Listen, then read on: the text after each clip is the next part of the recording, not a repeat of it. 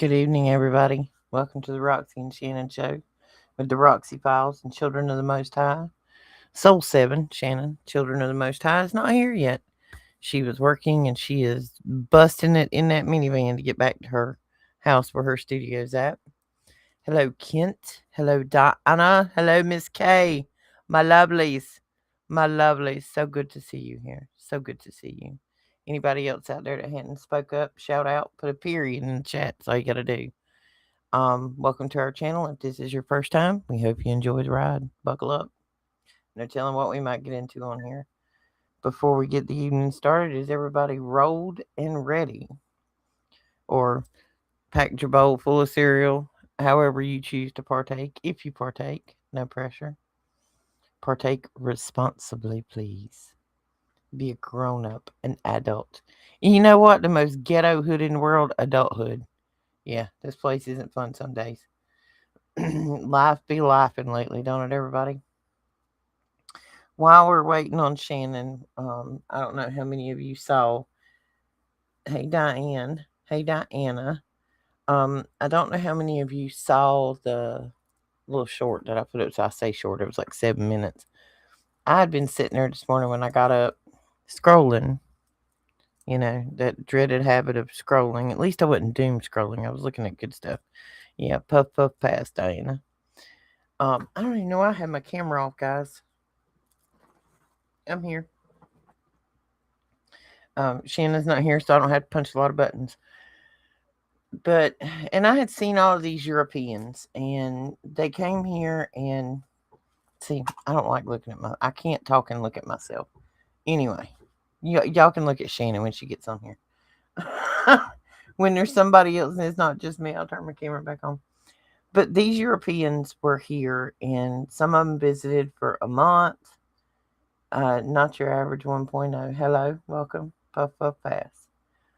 These Europeans came over here and they vacationed for a month, is what some of them did, for these soccer games that were going on. And when their team's game was not playing, they traveled all over the country. Us Americans, they call us all the time and they say that we're not well traveled, we're not world traveled. No, not all of us are. Some people have never left the country. I don't have a passport. Don't really have a need for one. Don't plan on going nowhere. I'm going to need one.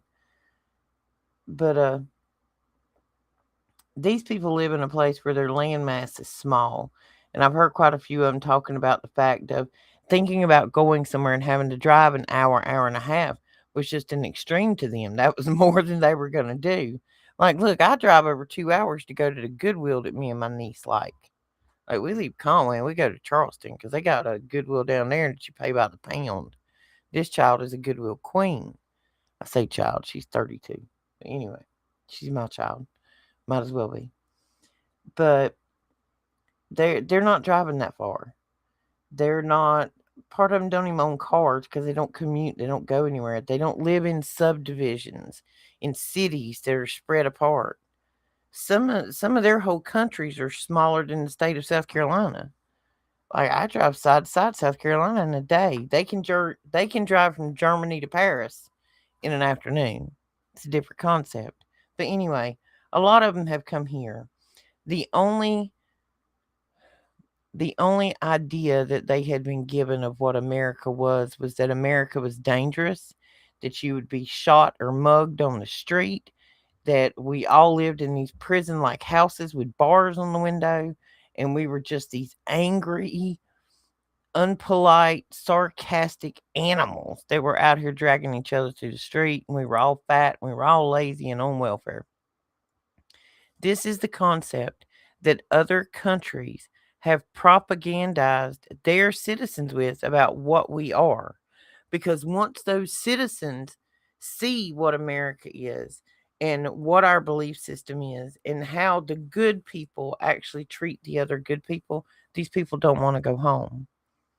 And it's not just about ranch dressing, because I don't know if y'all have seen that, but there are some places that, like, these people went into Walmarts and saw that you could buy a shotgun, a set of tires, some Oreos, and ranch dressing all in the same store.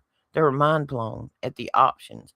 We don't have enough gratefulness within ourselves to appreciate all of the things we have. We do a lot of fussing and a lot of bitching and a lot of complaining about everything in this world that's wrong. And yes, we got dirty politicians. We got demons walking around in celebrity skin suits. I mean, we got MK Ultra congressional hearings going on of how they've mind controlled us and what they've done to the food, what they've done to the water, what they've done to the air. Yes, we have those problems, but we don't feel like we live in a police state, because the most touching one I saw was the guy who, and it was him and his wife, and they seemed very, very nice, very genuine, and they had been down to Tennessee and they had been whitewater rafting, and then they went on this side by side journey, through the mountains, and they'd gone to some southern restaurants, and like the hospitality just blew their mind, and free refills and the portion size also blew their mind. But they talked about, he said, imagine if you were a newborn that was born into a prison. You had lived nowhere else in your life except inside of that prison. Or imagine if you live in a dome and you didn't know anything outside of your dome other than what come across that television box. That's the only belief you had in what the outside world was. You could only dream. And then one day somebody opens the gate and they let you run to America, where there's endless options. You can climb mountains, you can walk through the desert, you can whitewater raft, you can side by side, you can go jump off the side of a cliff if you want to, bungee jump it, squirrel suit it, skydiving, duck hunting. There's endless options in America. But he said to come here to see all of this and to truly appreciate it for what it is, the freedom, the camaraderie, the hospitality, the love. And they're back home now. And he said they're depressed. He said, like, you can see that all of these people, these thousands and thousands and thousands of people that came here from all these other countries, are back home and they're depressed and they're trying to figure out how they can get the hell out of where they're at and get back over here. And that's how you legally do immigration. But we all know that I follow the Ingersoll Lockwood page. I like to look at the hidden stuff at the bottom. It's like a puzzle to me, kind of like my crossword puzzle. And there's been a song list on there the whole time.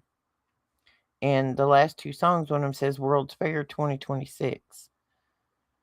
And we didn't have a World's Fair, but we had, like, some places had states fairs. Because, see, I was a little confused about that when I saw that playlist. Now, this was a year or so ago when I come across this playlist of, like, swing music, and it's all original. But it says World Fair 2026. I'm like, we didn't have a World Fair. Yes, we did. We had a World Fair. It was the FIFA soccer stuff. The whole world. People from all over the planet. Germany, England. I mean, you name it. They were here to watch soccer. And they were walking down the street with their soccer uniforms on. And people in suburbs where they had rented Airbnbs were inviting them over for barbecues and for 4th of July fireworks, and drinking beer in the backyard, eating barbecue with Americans who they were taught were just these racist, savage, horrible, mean people. And they've gone home with a whole new appreciation for what America is. And I want to make sure that I say how proud I am of the impression and the hospitality and the love that we showed these strangers that came into our country. Now, we've had a lot of people come in across the border who were not welcomed, who are not good people, who are people that were turned out of prisons and insane asylums in their own country, people who were sent here and paid to be here for nefarious purposes. That's the difference in legal and illegal immigration. Yeah, the whole FIFA statue, one of those trophies, when you take the key and you open it up, it turns into one of those wheels within a wheels. Yeah, that was Project Looking Glass. Yeah, Contact, the movie, all the same thing. And I don't know if anybody's been watching these congressional hearings on all this MK Ultra stuff, but I know it's got to help some of y'all that listen out there to feel a little less crazy anymore. after it's all coming out there, because we've been talking about it for a while. And we've got to the point now that we even know that as children in the public school system, they experimented on us. So there's no need that this is the thing. Like everybody's getting offended in these congressional hearings that they were segregating prisoners in prisons and military guys and strangers that were hooking up with prostitutes, and testing on them. Nobody's bringing up the fact that they bled this right on into the public education school system so they could filter out the ones that they wanted to use later. Like that part's been left off the table. We ain't got there yet because they're not ready to admit that they were experimenting on U.S. citizens' children, unbeknownst to them. I haven't watched Contact in a while. I'm not. Jodie Foster's not a bad actress, but she's not my favorite. There's something about her that's just shady. I don't know. Ever since she played in Silence of the Lamb, I don't know. Anyway, but where was I at? See, Diana, you done got me off track with a movie there. Anyway, I lost it. Oh, MK Ultra. Duh, puff puff pass, squirrel. Um, they're telling you what they did. They're telling you how long they've been doing it. And it's exactly like what we said. All of the conspiracy theory, tinfoil hat wearing people that we are, they look at us like we got horns coming out of our forehead sometimes when we tell them these things. And now this congressional hearing is out there for everybody to see. And you want to stand on top of a statue somewhere and, yeah, I told you so, I told you so, I told you so. And we told them so. And we've told them so much more. So now maybe some of them will pay attention and dig a little deeper. You got to make people curious. Yeah, James, she's an acquired taste. There's something about her. I don't know. I don't know. Something about her rubs me the wrong way. I've never been a big Jodie Foster fan. Now, in Silence of the Lamb, I was okay with her in there, but yeah, I actually like Silence of the Lamb. I'm not a big horror movie person, but I like Silence of the Lamb kind of stuff. Bloody horror, gory, scary. No, that's just excessive. I don't need all of that. I actually, what was it I watched? Where's Shannon at when I need her? The Stand, the Stephen King series. That was actually pretty good. It's an apocalyptic. If you ever watched True Blood, Eric, the vampire Eric from True Blood, I can't remember. He's got one of them Norwegian Viking names. He's the devil in that one. But that was a pretty good one. It's only one season, but I like binge watched it in a day. I have everybody who listens to this show. It's like Brad Pitt. I just don't know at times. Brad Pitt's a girl. That's it's okay, Shannon. We good. We just running our mouth till you get here. This is what we do for an hour and a half anyway. Brad Pitt is a female. And I think that's why Brad Pitt runs us the way he does. Yeah, Jodie is an invert too. And see, that's the thing. Like Jodie Foster. She portrays herself to be a lesbian. I think I'm correct. I've never looked into her, but I think I've seen her with another woman. But why are you portraying? Okay, see, this is the whole thing. If you're an invert, if you're a boy that they made you look like a girl, but you still have a girl as your partner, are you now a lesbian or are you just a straight crossdresser? I mean, see, there's a whole world there that just blows my mind on that, and I really shouldn't think about that deep. But I'll now the rest of the night I'll try to figure out what the politically correct terminology is on that one. I don't know. I know where on my screen keeps trying to time out on me. Whole discussion about Jodie Foster the other night. Seriously. Oh, Brad has both. Lovely. Lovely. Brad has both. See, this is another thing. Like all these people that we watched in movies for years, and us girls, they were in our teen throb or teen heartbeat magazines or whatever they were. And because I'm, like pre MySpace, the, the on-screen chemistry was undeniable. I don't know. I'm so confused anymore as to who's actually real. and who is a he that's actually a she, and the she is actually a he, and they do them this way. They're they're raised this way. They are chemically and genetically engineered and mind altered with MK Ultra, and they're traumatized. See, when you traumatize somebody, you actually put a portion of their brain behind a, to use Daniel's word, a partition. And you can call it, I think it's also called a Glasgow wall. I'm not sure. But anyway, it's a partition. It's a wall around the the protected part of whatever you're trying to hide from yourself. They do this in order to split their personalities. And that's what you call an alter. When you start talking about somebody with multiple personalities that doesn't know that they have them. Like they don't understand that they're two different people. This is part of what watching that show Severance was trying to demonstrate, that the person they were when they went up that elevator at work had no memory of who the person was on the outside world. So there was no longing to go home or stop by the pub and have a beer or go by and see your sister on the way home, because you just wanted to get your work done because you knew at 5 o'clock you got an elevator and your day was over. And the next thing the any would remember was getting out of the elevator. So it was like they never left work. And the Audi never went to work. They just remember getting on and off the elevator. It's kind of wild, but that's what they do to you in your head. And once they install those alters, they can train your alter to do the deviant things. And then they program in trigger words to trigger you. Or it might be a scene in a movie, it might be an algorithm on your phone. It could be anything. And that's what Tim Burchett was saying in one of the most recent things that I was hearing, when he was talking about how this whole MK Ultra situation has gone from segregated prisoners and what the little man Hitler, I'm not coding words, what Hitler was doing over in the concentration camps.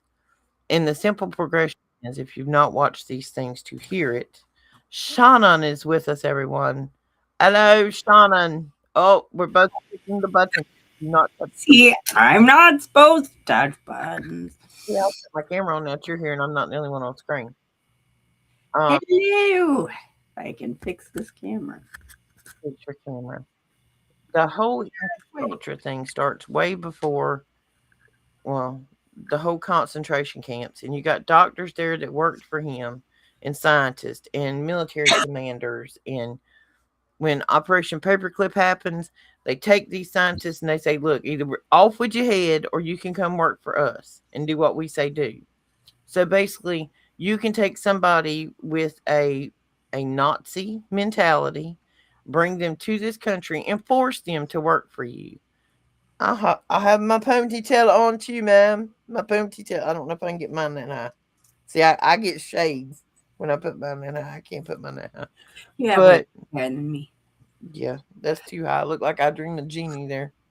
See, now I got it all messed up. Hey, wait. You gonna do the I dream a genie. But when they brought those scientists back with Operation Paperclip, those then became government employees. These are the same people like Warner von Braun that started NASA, and the place with the two-eared mouse. I mean, all that stuff is interconnected.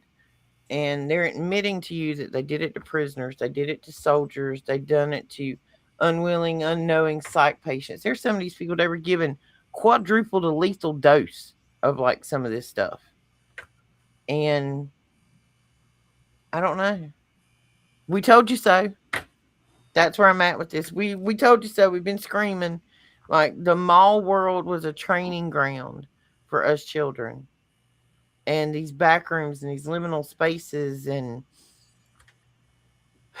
we told you so.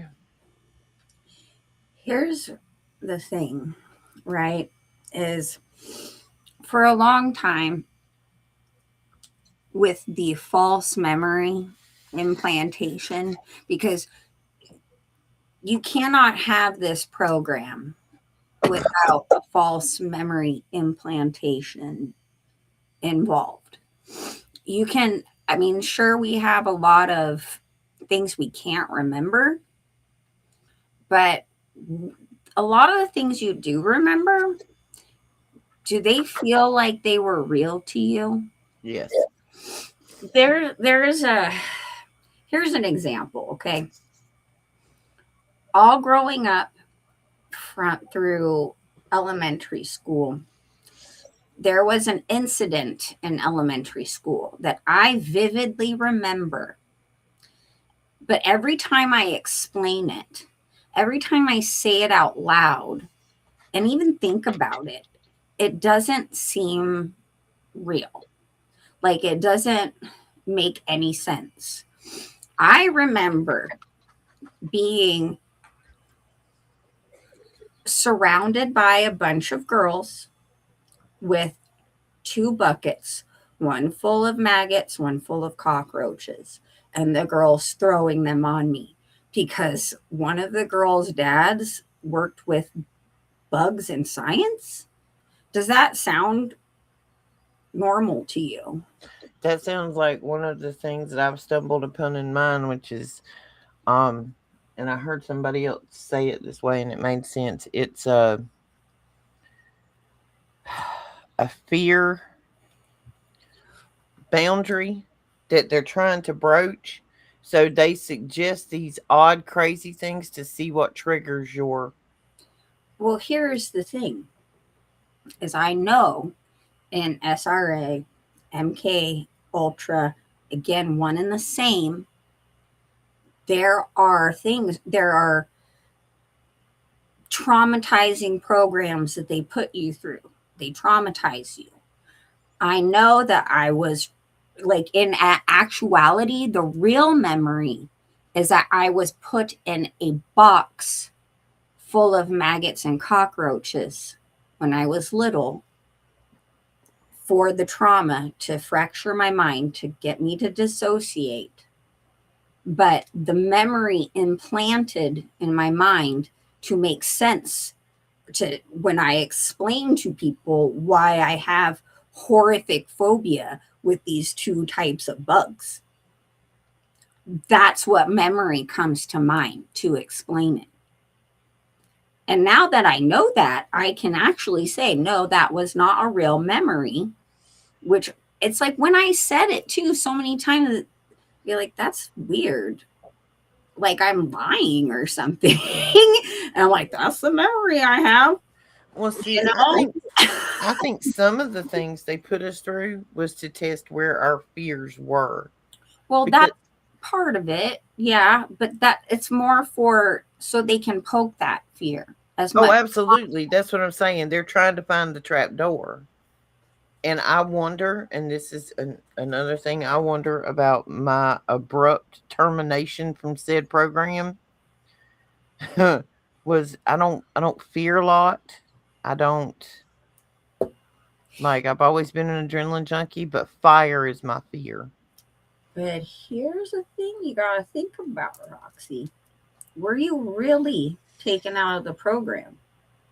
Or were you just categorized and put in another type of thing because of your neurodivergence? Well, I'm gonna tell you what.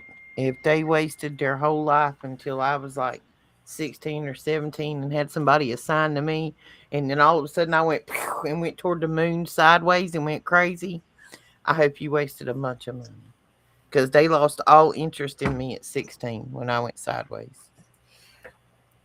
But did they? Because didn't you end up in some institutions and stuff? Oh Because no, I'd already been in the you'd institution already before I was 16. Oh yeah, that was 13 years old when I caught a straitjacket in a rubber room. Yeah. Because here's the thing that I've discovered with my own situation is they just found other things to put me in that made me think that I was different and going against the grain, but really it was kind of following right in line with what they wanted me for. Yeah, I feel sure I was a disappointment all the way around to the government establishment for whatever they were trying. So it's what my biological mother said anyway. Yay me. Yay you. Yay me. No, Yeah, I was still pushed into the whole okay, so like, people know about David Wilcock now, and there's other people like Jordan Maxwell, gosh, the one guy that Daniel had brought up before. There's several different Teal. I don't know if anyone knows of Teal, whatever her name is. Anyways, there are all these people who were big influencers in the new age whole thing. And I was always meant to be in a leadership position in that cult. They had trained me in black magic. I was supposed to be a high priestess and pushed in through the new age. See, I can see the push on me all the way up until I'm a freshman in high school. And that's kind of when I went sideways. Because from the time that my paperwork says I asked too many questions, and during, this was supposed to be a learning experience, and all I wanted to do was ask questions. Like, why? Why are we doing this? What we doing? Why are we doing this? So I get kicked out of the gifted and talented, I think like fourth, fifth grade. Then they start putting me in these honors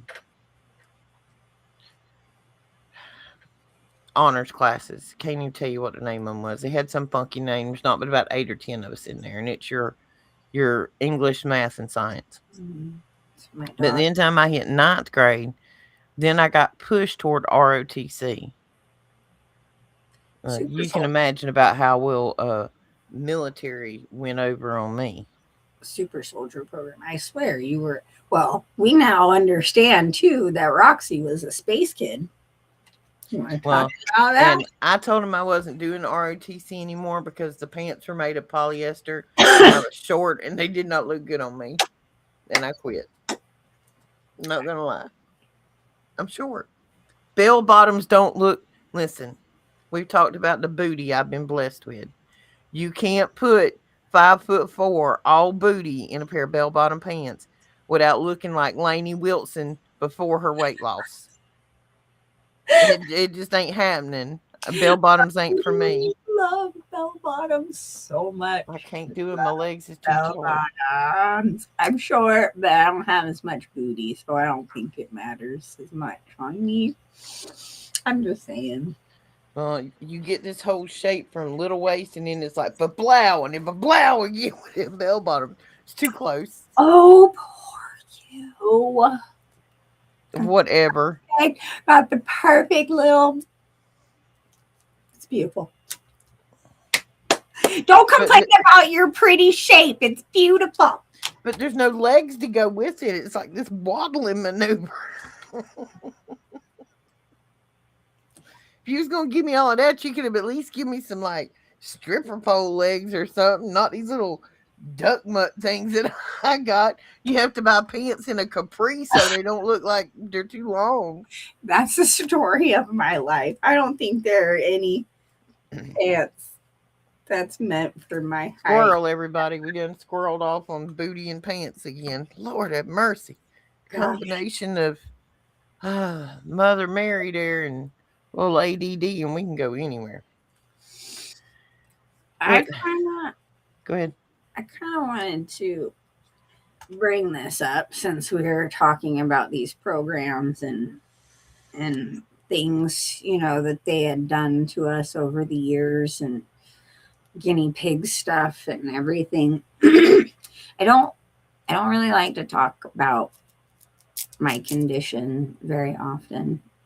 It's something I don't really like to think about, but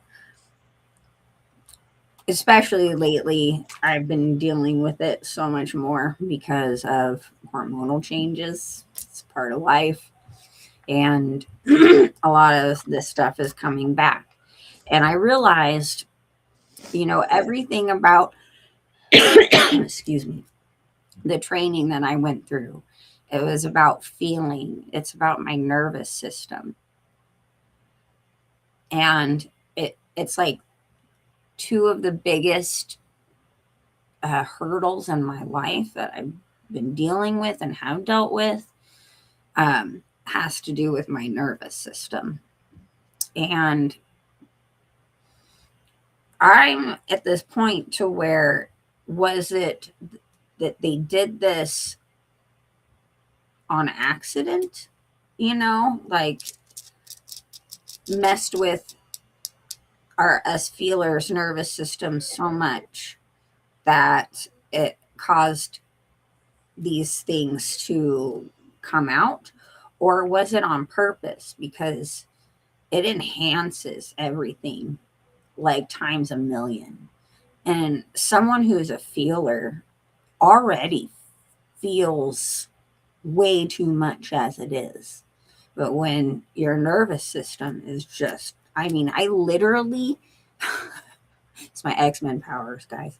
I literally generate electricity at the base of my spine. I can't use a TENS machine, which is like the only thing that would help to block that nerve pain. I can't use it because I'll electrocute myself, right? Because I Go ahead. Your new name's Sparky. Well, and as Roxy has said to you all, has witnessed my aversion to tech. I get Oh, around it's not it. an aversion. She repels it, folks. Electronics will get up and go into the other dang room away from this woman. They do not want to be electrocuted.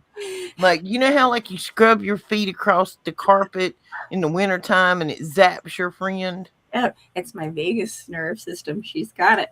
Yeah. Like Shannon on a good sunny day, barefoot will zap you. So she's electric.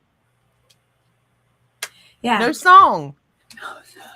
No song. Listen, I even laid up the It's Electric and I got nothing. You're not on your game, girl. What song are you referring to? Electric slide. It's electric. I don't remember that. Oh Lord, wrong. Yeah. My brain right now, as I mentioned, my nervous system, you guys, is like, so it is extra. It's like, did they do this on purpose? I'm already a feeler. I was already there. And now it's like, especially during all these changes and all the frequency stuff, I am literally. Okay, what have you got that's copper? What? What I have you got got? a copper water bottle. No. that's it right now. I need to work on that. I need more copper stuff. But Well, considering how is well I'm and y'all just gonna have to we're gonna have this is mine and Shannon's FaceTime chat for today because she been busy and I was busy but what if we're just thinking out loud here, everybody. We're what do you call it? Postulating. We need to write that word down because I can't remember it.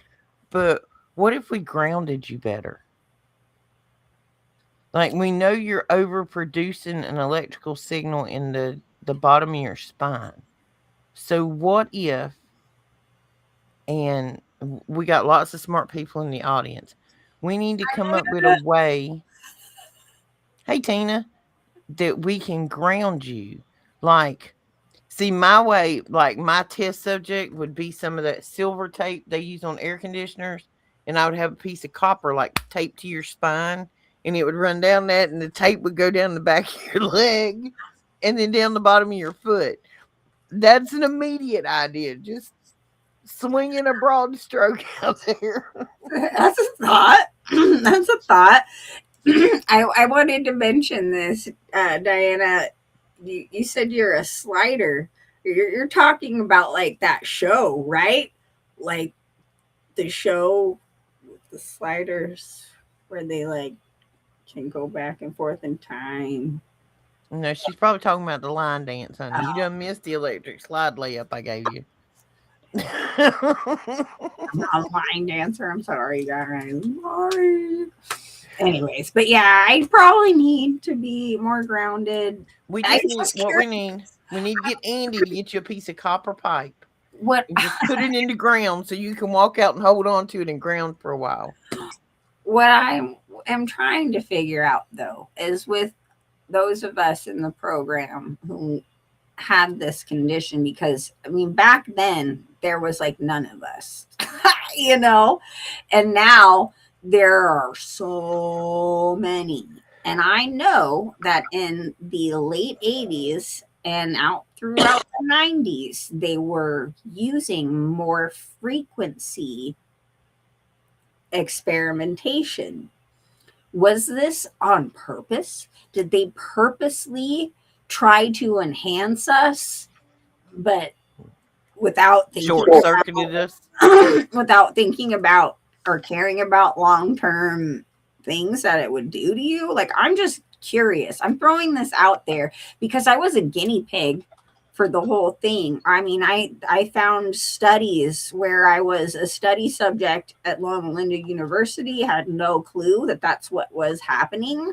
They just told me I needed to be in for there for observation because of my condition, but they did not say they were doing a full on study thing for whatever. Regardless, I've been a guinea pig.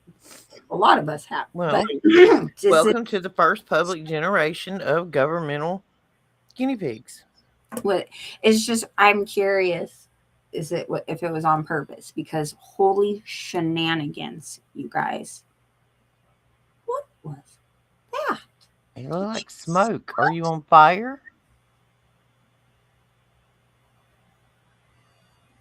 I don't know what that was, girl. Oh, That looked I like some. rebuke you, Satan, in the name of Jesus Christ. I don't know what that was, but no thank you. Not here, not today. I saw that clear as day. I thought you had something on fire over there. No, you see, I was no. No. You need to Yeah. set you. You need to set you some of that lettuce on fire then. I'm talking too much, apparently. You should talk now, because, yeah, I'm going to take that as your time is up right now. No, just puff puff pass. Um, about the where were we at? We were on. Well, we were talking about MK and what they done to us, but they put it in a public education school system, and they're never going to admit that that's actually what they did. It's going to be like everything else. You're going to get fuzzy and blurry and half truths and a little bit of the story, which tends to be with what we get with everything. But they did so much more than we could ever imagine they did. And these TV shows like Stranger Things didn't come out of nowhere. And it all comes down to frequency and copper and controlling your mind. And so when I wonder about the things they did to us, like Shannon wonders about her nervous system, I wonder about my brain. Because my brain does not work like a normal brain. Like mine is when when I visualize how my brain works, when I get tuned in to researching, it is like all consuming, y'all. There's like 15 tabs going on the computer. I got 3 different notepads going on. I'm probably listening to a podcast, and there might be music jamming in the background, but I can focus on all of them at once and know them. Like it's there. When I read it, I know it, and it doesn't go anywhere. And I don't know many people that explain that their brain to them looks like Tony Stark working on Jarvis for a solution. And it's not an easy how shall we say world out there when you can't help that your brain works this way and that conversation works the way it works and that it doesn't work for me like it does for everybody else. So then you end up being called a know-it-all, a smart ass. Um no, dude, it's That's not, like Are you sure that's not in the delivery? It could be. It could. As the basketball girl says, might be a little bit of delivery in that. Might be. But I mean, I don't have the time or the patience to explain to you why you should use an ink pen and not a crayon. You're still dragging your knuckles. I don't have time for that. I've told you twice. It's some conversations I just don't assimilate with, and I can't do it. This is part of my problem and everything. I never am normal. So like, okay, story time, guys. You want to hear some great stuff? So we all know my daughter is getting married. And she is getting married to an awesome guy. His name is Rudy. Love him, absolutely love him. But we are just now getting to know his family. And with all this stuff going on in America right now, there's a little underlying tension of, are these people going to think we are MAGA cultists because of our skin color? And are, and I'm sure they were thinking, are they going to think we're, not for everyone because we're mad at Trump? I don't know. Regardless, there was this little moment of we're all going, oh God, and my daughter and Rudy are trying to explain to me that there are certain family members that talk a lot. And they're usually told, sorry, you can't talk because no one wants to talk that much. So they automatically think I'm that guy. Oh, but that's okay. My mom will talk to her because I'm a talker. And I'm like sitting there thinking to myself, are you sure about this? Are you sure you want me to be the talker to the people in this family? I don't talk about normal stuff. I literally can't. I don't know how to do that. Like, it's not possible. And it's like, you sure? And it's great because they're really awesome. And they're a bunch of weirdos just like us. So I think we all fit in just great. No problems there. Because we're just not following the whole rest of the world, But there's still that thought, oh my God, is it going to be one of these moments, where there's awkwardness because of whatever's going on in the world? But I literally am just like, I'm not the person to throw in the rink to talk to right away. Well, see, that's where you got to come up with these, I call them the gauging questions. Like, you got to gauge their level of where they're at in the book. Some of them ain't even opened the book. You're assuming, though, that with me, I will take a second to think about that. Well, maybe I need to make you some cue cards. Like, you got a 3-question cue there, that gives you like left or right. Like, you can ask them, and if they act totally, ignorant of this subject, not stupid, ignorant, which means lack knowledge of. Right. And so, like, at this point, see, it's like one of those little diagrams, the yes, no, left, right. Like, have any knowledge of it. You find a second question, which is curiosity, to see if they want to know more. And if they don't, you just divert and you talk about the weather. The weather always works. I'm just saying that if people want to vote me as ambassador in a normal person range, is probably not smart. I'm not the one to pin the badge on. No, I'm not the welcoming committee at the door. Like, you gotta take some time. I'm security. I'm not greeter. So, like, right there is relation with the local Native Americans who own a casino out in San Bernardino in the family, and they live right by there.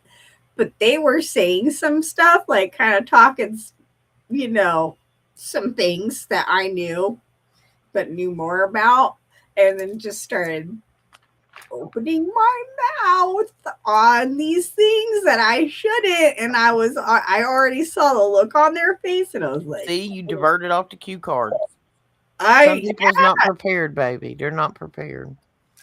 Like I'm not prepared for the world we're living in because like I had a guy tell me this morning that the only thing that women are after that are out there dating is they're after money or they're gold digging or whatever. I said, no, honey.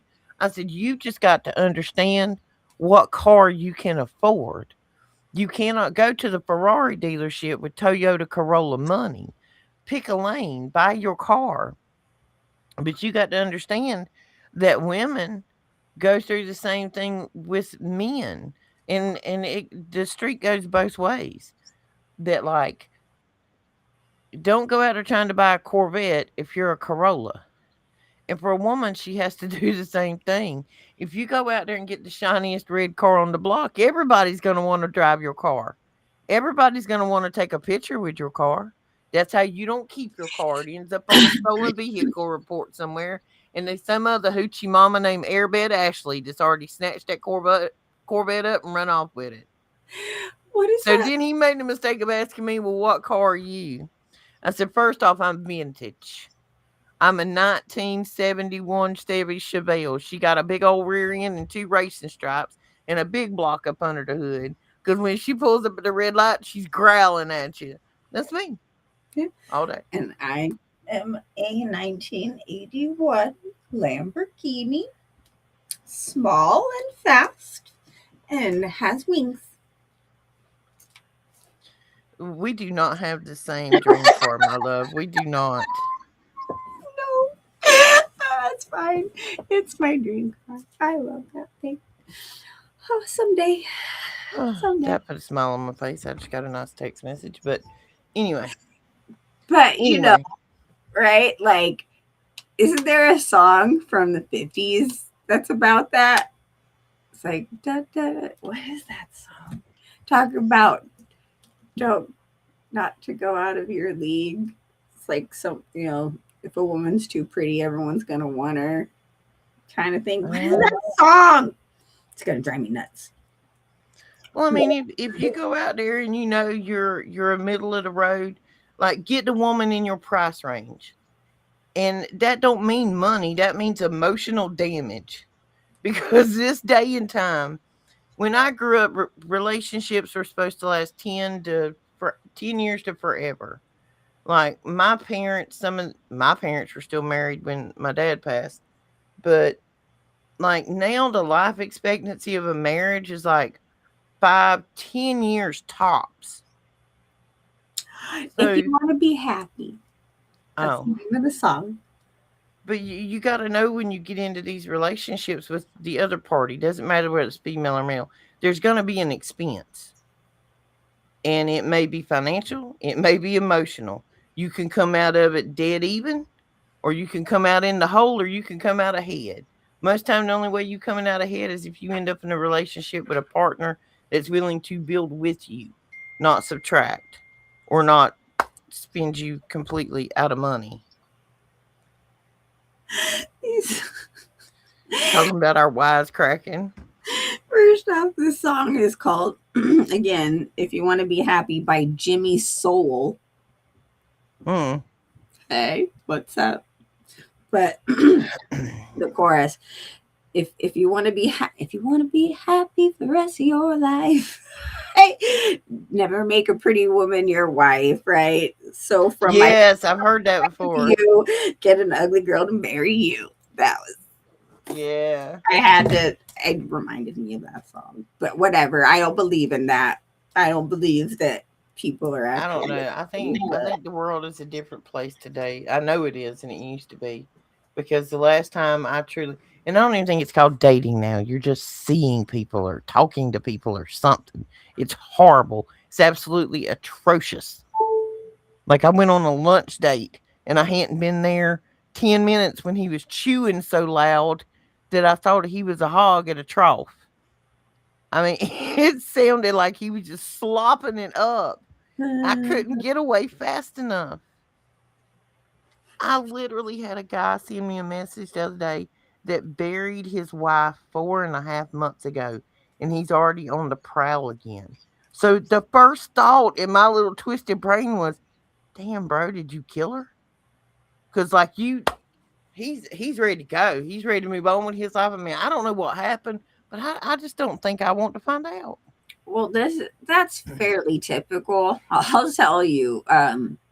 Most of the time, when a man becomes a widower, they they can't handle being too alone Alone? without somebody to take care of them. They're not used to it. There are some that aren't that way. There's always exceptions to every rule, but most of the time they tend to marry right away, where women, they're good with being alone. Most of them, on a whole, tend to be okay with not remarrying.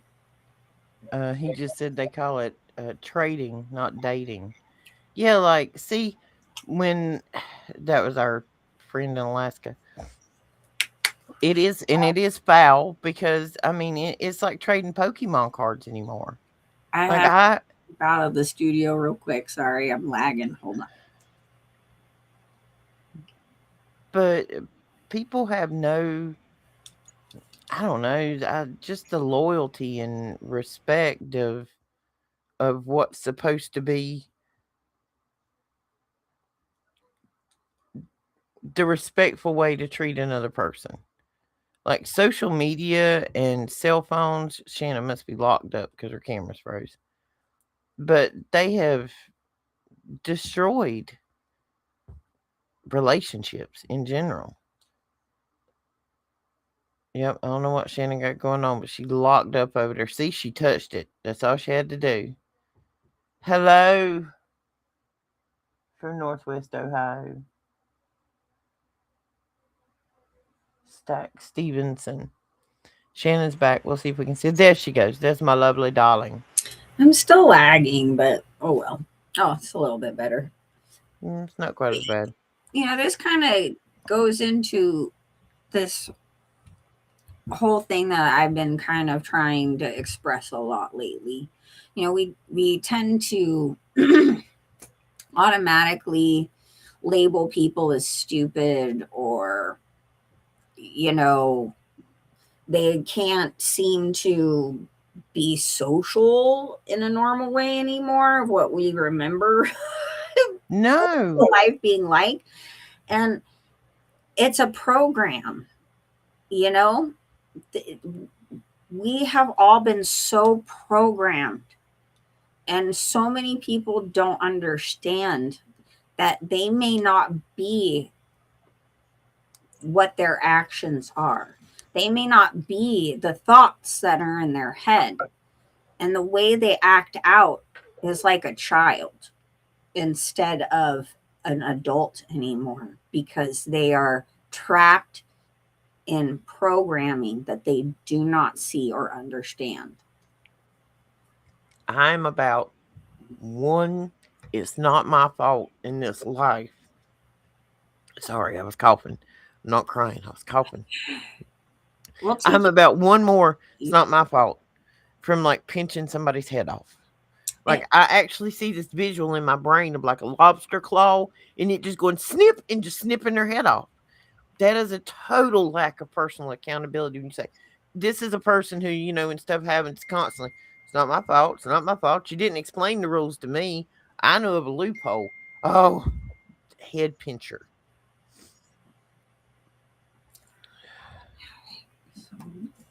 I was trying to read that text message.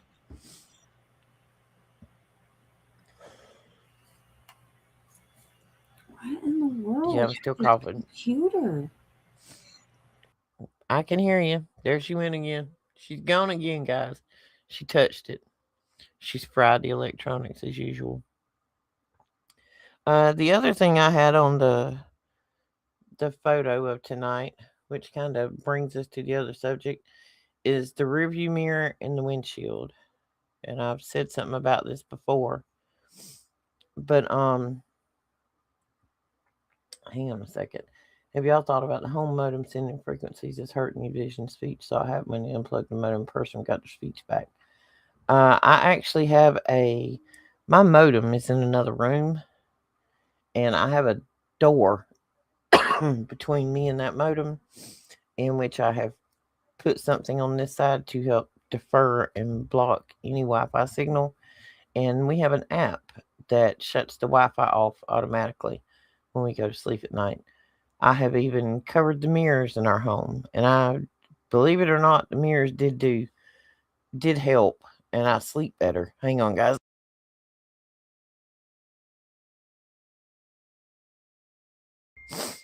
I hit it a little too hard, evidently. Big surprise. Computer problem, Shannon said. It's okay, Shannon. If you're listening, we're not going to stay on too long. But the rearview mirror and the windshield. That's where I was going with this. And I knew I was going to close the show with it. Because when we're talking about make sure you're willing to pay for whatever you want to purchase, as far as relationships go, that doesn't just equate to man and woman. That's friendships, the people you circle and encompass yourself with. If your life isn't going good, look at the people around you, the friends you keep, the things you're doing. You can be as motivated as you want to be, but until you change habits and you change your surroundings, you will not change your future. But if where you're at is not where you want to be, you got to leave where you're at to get where you want to be. So think about that in terms of driving a car. You're going down this long road, and all you can see ahead of you is this grand plan that you've made, and you've instilled the habits to put this plan into action, and that's where you're headed down this road. But for some reason, you can't stop looking in the rearview mirror, which is it's small and it's getting fuzzier, but you still keep looking up at it, Sodom and Gomorrah kind of stuff. You keep looking back. That's your past. There's a reason the rearview mirror is smaller than the windshield. You cannot see the past before you if you are constantly looking back. And especially if in a situation you prayed and prayed and prayed for anything that was not for you to be removed from you and to be removed from your path and your presence. And if that has been removed and you've been set on a new path, staring at the rearview mirror ain't going to do nothing but hurt your heart and destroy the road you're on, because you're either going to slow down and turn around and go back and never see where you were headed. So make sure anything you've put in your past, regardless of whether it be a habit, a person, a bad relationship, a bad family relationship, whatever it is, leave it in the past. You can't change it. You can't do anything with it. It's like going on a trip at the airport. Why carry that extra baggage if you have to pay for it? Leave that baggage behind, because it's not clothes you're ever going to wear. It's not clothes you're going to wear on that trip. You just didn't want to leave it behind because you feel attached to it. If it served you, it wouldn't be in the rear view. So make sure you're not looking at that rear view other than the safety sake, to learn the lessons of where you've been and what you've done. Because everything in life is a lesson or a blessing, and most is both. Because if it teaches you a lesson, you've gained a blessing by the knowledge and the wisdom that it gave you. Gen X was raised on water hoses and rub some dirt on it. Hey, Mike. And Shannon's back again. We were raised in a world where if you fell down and you scraped your knees on your bicycle, your parent told you to rub some dirt on it. When you got off the school bus and you come, the police rolling up in my yard. She must have forgot something when she went to work. But I'm sorry, this lag is not going away. We're not going to be at it long. We're kind of starting to wind up. This child of mine, she must be forgot something for work. But you can't you can't even realize the beauty in the trip and the road and the scenery and everything you need to look at ahead of you in the windshield if you are focused on the rearview mirror. And Shannon and I haven't even had a personal talk about this today, but there was something that was forever inhibiting me because I kept staring at the rearview mirror. And no matter how far I felt like I was going forward, I was always looking at that rearview mirror, going, well, what if I can fix that bridge? What if I can fix that bridge? Because I liked being there, you know?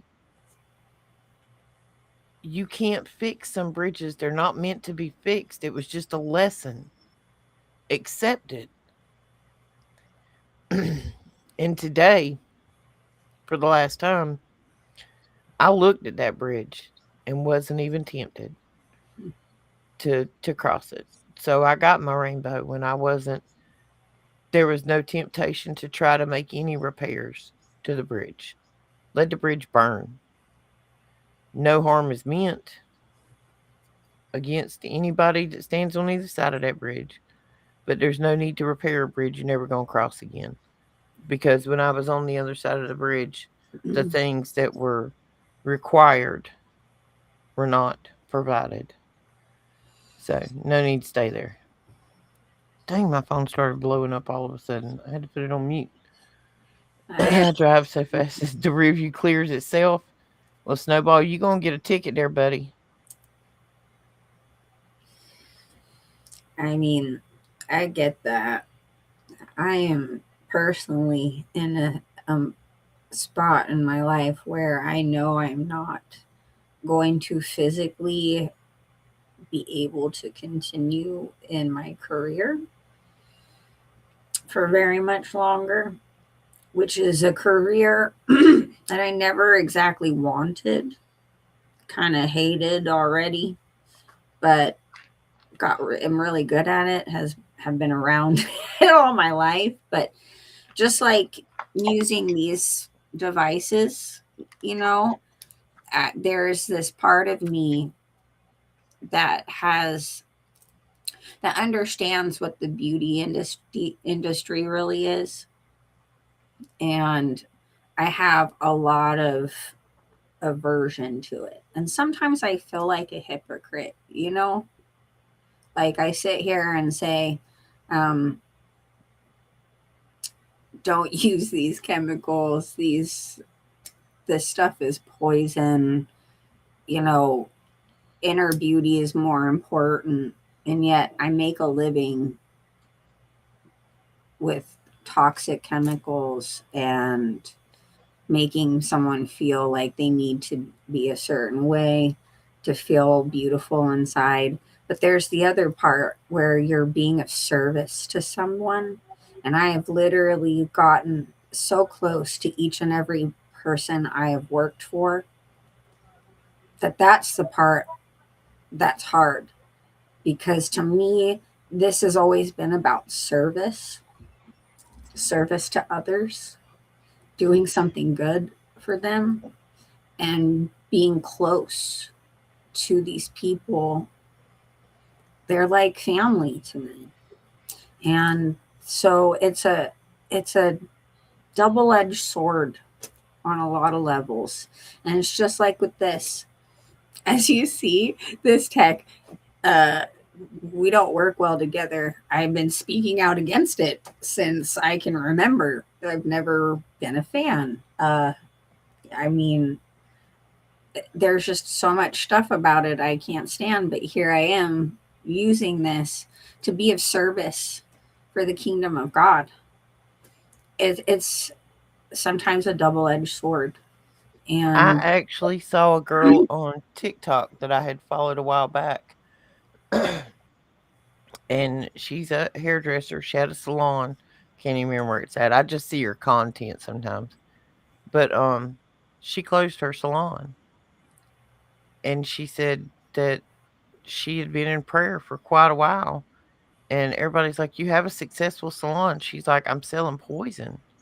Yeah. She's like, and I get it. I mean, like, I actually had this conversation with Daniel. Yes, we know the driveway alarm went off. That Daniel, we were talking about the other day. Okay, I lost my job last year due to AI. I'm in accounting, guys. I did at home accounting and data processing for major vacation, like international vacation company, one of the big ones. I lost my job to AI. Most of the jobs that I've done all my life have been taken by AI. So Daniel and I, because I've been doing, part-time gigs here and there and doing this show, but this show don't pay nothing, not bupkis. It costs me and Shannon money to do Yeah. this little show we do. And we're cool with that. Just subscribe Yes. and I like. That's all don't we ask. Hang I'm out with us. money for this. But and Daniel and I were having this conversation. He's like, "Well, you'd be really good at real estate." I spent 25 plus years in the car business. I started out as a title clerk at a buy here, pay here lot who hadn't graduated high school and become the general manager of a new Isuzu franchise before it was all over and had the whole second floor of the building was mine. Driving Porsches home as my company car. So I went from the bottom to the top. I worked every department in between. I worked in warranty. I worked in service. My daddy was a mechanic. It come natural. Everything in my life equates to a car or an engine. And Danny was like, "Well, why don't you go sell real estate?" I can't. He's like, "Well, what about going back to the car business?" I can't. My conscience won't allow me to go sell houses or used cars because when you sell a used car, if you know that this car comes in and it may have a problem with it, I can't look at the next lady that comes in with two kids and consciously sell it to her because I know that thing's fixing to have a problem going down the road, and I can't do that without telling her. My conscience won't let me do it anymore. It literally makes me physically nauseous to think Yes. about doing that to somebody. So if that's what I got to do to survive, I just ain't doing it. I painted houses all weekend, like the inside of a house. I didn't have no holiday. We forgot to talk about the holiday. I guess we'll talk about that a second. But I worked all weekend painting houses. But see, right? Like, and here's the thing, like, yes, I get my nails done. And if there's going to come a point where I know this, yes, this brings me joy, but I know I have to take them off someday and just be cool with myself. And that's okay. I'm going to get there. For right now, this brings me joy, but for how long? And I mean, honestly, since I've been doing this, my own natural nails are better than they've ever been in my whole life because of being in the water and chemicals. But, I mean, with my hair, I've been trying to make it to where I can grow out my natural color better in a way that's not toxic. I don't put the bleach on my skin anymore, but I still work with it all the time. And it's hard because we still want to have certain things done. I mean, Roxy still wants to have her roots done. She doesn't want to show her gray yet. Someday, though, I'm sure she'll be like, all right, I'm ready. I'm over it. We got to talk about that because I've got a plan to let that happen naturally. I had a See? conversation about that this afternoon. I'm ready for it to just go. But guys, y'all don't understand. I have way more gray hair than anybody at my age should have. Like I'm See, and I white. want the white hair. I'm ready for, I want white hair. I'm Well, great. I've been camouflaging this hair since I was 18 years old. When I got in an accident and they went in and did all of the facial reconstruction, they shaved my head from here all the way across that wide. When it grew back, every one of those hairs was gray. I have smut black hair. I look like I had a sideways skunk stripe on my head at 17, 18 years old. It was just more than I could bear. My mouth was wired shut, both jaws broke, and I got this gray stubble growing out of my head. And it was just more of a freak show, which was my fault. I was dumb. I was young and dumb and got drunk and got behind the wheel of a vehicle completely and well, 100% my fault. There were other people and they were adults and I was a minor, but you know what? I was still old enough to know better. Take responsibility for it. It's just like, this is something, to bring up, because this is something we all have to think about when it comes down to the day we have to choose if we're going to be part of the B system or not. Obviously, everyone here is not going to be part of this B system. Not the one we were born into, the one that's coming, that is a literal prison and disconnection from our Father in heaven forever. When I think about these things, I'm already having anxiety thinking to myself, how am I going to help to subsidize for my family if I have to quit this work because my physicality, because it's against a lot of the things that I'm trying to work through in my life. There's all that stuff. This thing where we're being of service, but we're still having to use this AI tech that obviously doesn't even like us. It doesn't even want to show us real numbers. But what are we going to let those anxieties those thoughts keep us from the right decision? It's a scary thing, being insecure financially. I mean, I don't know how many of you are that way or are partnered up with somebody who is that way, where that seems to be more important than anything else. What what are we going to do? How are we really going to face this? Because that decision is going to happen, and very soon, and in our lifetime, and we have to be willing to close the door and not know what the next open door is going to be. Well, my daughter and I have kind of strategically done what we've done over the past year of putting us in the position we are. I'm fortunate. My children are grown. I have two grandchildren. I have two grown children. My daughter's divorced. But me, my 31-year-old daughter, and my 31-year-old son, who are not twins, by the way, and two grandchildren, we all live on the same property together in a big house and in a little teeny guest house.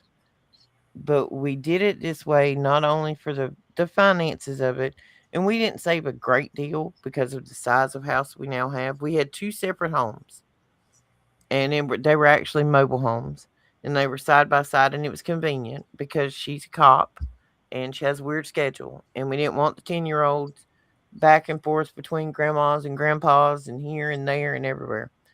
So we ended up moving in here together so they were stable and our schedule rotates around them. Either she's here, I'm here, or her brother's here. There's always an adult here with these kids. And we done it partially for economic, but we done it for emotional support. Like if you needed to run to the grocery store, you didn't have to take both kids with you to go get a jug of milk. It's like having a spouse, but you don't have a spouse. So it gives you the opportunity to work on yourself instead of constantly struggling. And I know some people can't live with their adult children. I didn't think this was going to work with me living with my daughter because me and my daughter and my granddaughter, we are three Xerox copies of the same little capital B word that ends with an itch. Because, like, we can get an attitude. I told you, it's all about delivery. And the three of us, we straight lay it up, son. We are not for the weak. We are not for the meek. And it's not cruel and it's not harsh. It's just a Gen X. Rub some dirt on it. It's not, you stumped your toe. Boo hoo. Get over it. It's more important things in life to worry about. It's a really, this is such a touchy subject, because we all think, oh, we're just going to be like, no, go ahead, chop off my head, I'm not going to take the mark. But when you're thinking about it, even right now, the gas prices, the fact that AI is taking over things, the fact that we are already heading into an insecurity on a lot of different levels. And as you see how it causes the program to accelerate within people. Remember the EBT situation? Mm-hmm. Just even the thought of lack made people absolutely insane. Already going, oh heck no, I'm gonna take my blah blah blah. I'm gonna go in, I'm gonna take what I want, I'm gonna just take it from you out of your blah blah blah. Like for real, it got wild and it didn't even happen yet. It hadn't even occurred yet, and people were flipping out. We have to But be realistic. well, and think back to some of these other countries. We are one of the last countries on earth where we have the Second Amendment right to bear arms, folks. Our founding fathers did not put that in there for no reason. That is one of the reasons that nobody comes and attacks the dirt that you live on, besides the sheer continent size of it. Because they don't know how many of us little redneck fools and how many of them pews didn't go down in that last boating accident I had. Like, they don't know. We gonna catch them off guard. We are used to climbing up trees and sitting there for 4 hours waiting on Bambi to come out. But see, isn't that why, in a way, they want to take down this country? Because, you they know they can't just come on in without some trouble, you know? Well, that's why And they're trying to subdue you with drugs and MK Ultra. And they're causing all the problems between black and white and red and blue and left and right and straight and gay and trans and whatever you was non-trans and that's just it, though. It's they're pitting us against each other, instead of us against them. us to use these weapons on each other, and it's working. No, folks, let me give you a little thing. The founding fathers said hold these pews in case these people that come after us get greedy. That way you can go pew pew pew and you can end this. And this, we like Wild Westing it out here, folks. Like, I am from the she is literal from the literal Wild West. Wild West, the We not the Wild very West around here. We marrying swamp wild. fox in it where I'm from. We up a tree waiting on you. We've been sitting in that tree for 2 days with some beef jerky and some water, waiting on a fool to come trapping through the woods. Try me. I will sleep in a tree stand. Give me a safety rope. The skeeter All, net, I'm good. all I know, right, is I tell myself this all the time that I am blessed with the comforts that I have now because I will not have these forever. This will be gone. And by the way, we can't take it with us. Mm-mm. Ain't no So U-Haul behind that hearse. it's just stuff. It's just that when we have to start thinking about the community instead of self at this point, because we are all going to need each other when everything gets switched on. We have 4 years left. That's it. Till everything changes and the new world order is here. 4 years. Not even at this point. 3.5. Let's see if I can find this song and I'll share it in the group. I have been trying to listen to new music because we talk about frequency all the time and how mood can be changed just by the music you're listening to or how they can push you to be sad or listen. These them people at the top with their MK Ultra and their brain scans and their brain institutes, they are completely aware that if they put you in a sad mood, we take our fat rear ends to the speedway and get a quart of Haagen-Dazs. If they make us Um, angry, we go over here and we do this. They know what pushing you mentally somewhere puts you in a consumerism mode. That's how they build us, to be consumers. This is why you got TikTok and Sheen and Temu and Amazon, and bring it right to your door any day, any hour. Anything you want. Anything you want. Just about it will be brought to your door. They know how to shift you with music. They know how to shift you with television. That's why in major movies, these drink companies pay millions and millions of dollars for product placement. They know how suggestive it is.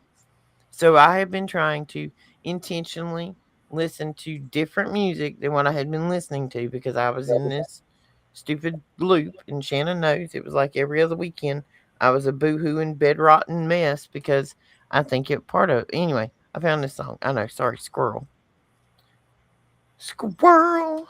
Too much sucking on the vape. But I found this song, and I'm 99.9% sure it is AI. But it's called Ain't Free Either. And what it says in the song is talking about, even though we ain't as free as we think. All right, let's see if I can copy the link and put it in here. Anyway, in case anybody wants to go listen to it, I should make a music playlist, because I'll go from, I was on EDM at one point today, and next thing I was on gangster rap. I mean, ain't no telling what I might listen to. you know, I lost it. Never mind. It'll come back. It's cool. Squirrel. Mm-hmm. Squirrel. Let's see. Snowball's been with us all evening. Miss Kay, Mike. I know Diana, Tina, Stack. We had some new people in tonight. Who do we have in tonight? I know I saw it in the comments earlier. It won't take us long. We'll remember your name, and just be aware. Um, Tara was here. Oh, that's what it was. I was gonna say Jay Wums. there is more to fasting, right? Than just detoxification. Fasting is the exercise of breaking away from consumption. Yes. Our flesh demands consumption. These entities demand consumption. Yes, we need water to survive. Yes, we do need sustenance in some ways. But I suggest, one of the great things I did learn about was superfoods when I was vegan. Was vegan for like 8 years. But I learned a lot about superfoods during that time. And there's a lot of nutrient value in little small packages when you know what to get. But that is all a practice. It is a practice for times like these that we are heading into. So you are not scared, and you are fully aware that you can still thrive without consuming. Well, and okay, you know how I how was it I explained it the other day, that anyway, you know how they train mice and rats and things of that nature to come get something. They ring a bell and it comes. Right. Well, let's talk about dinner bells. This eating 3 meals a day. We're not supposed to eat 3 meals a day. We're not supposed to eat 3 times in 3 days. Mm-mm. Like, you're not supposed to eat like this. This is obsessive. I eat once a day. It's an addiction, and they have trained you into a model that when you feel this rumble in your stomach, that means you're hungry. No, it doesn't. That means your digestive system is working and it's cleansing your body. Once your intestines clean themselves out, then they start absorbing the extra toxins that are still floating around in your body.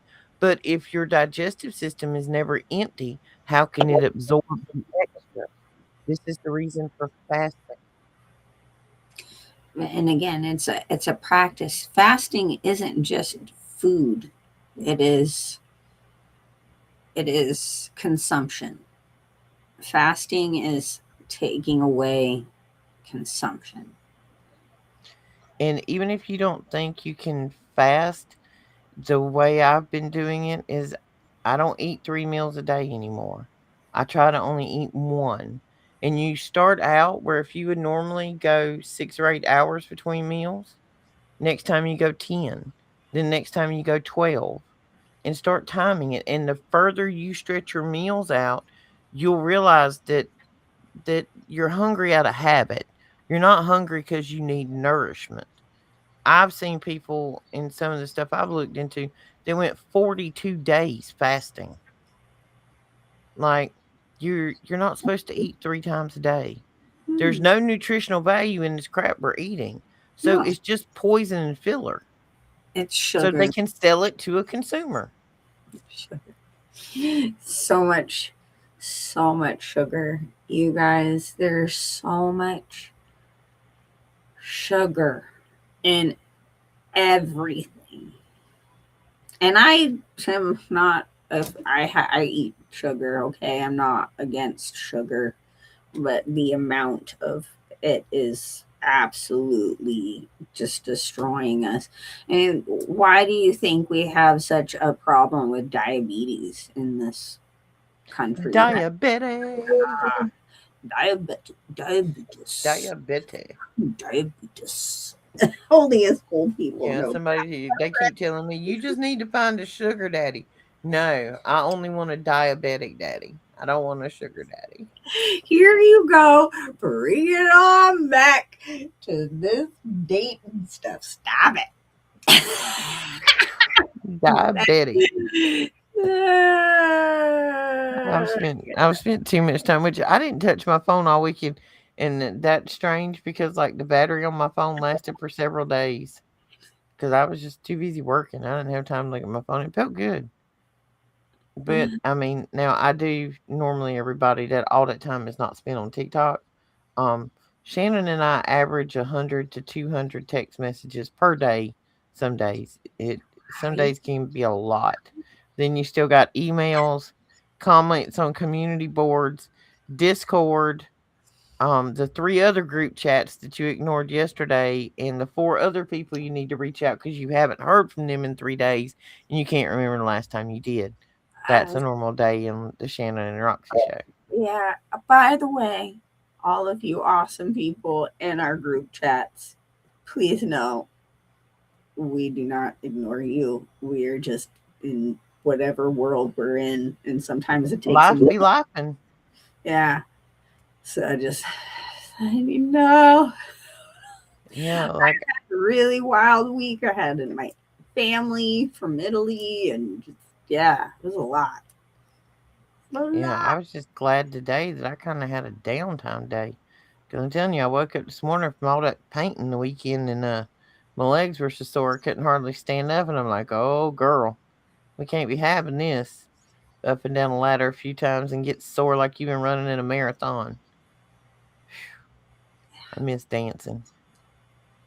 I don't miss the drinking, but I do miss the dancing. You don't need to drink to dance. No, but I do like to go dance at the places that they drink. Here I am, that's right. Oh, Yes, I did a white girl dance right now. I'm sorry. girl, don't start talking about white girl dancing. I'm not even gonna go there with you. We got videos proving Shannon and I do not I dance need like to be white girls. white, but I got soul. It can come out.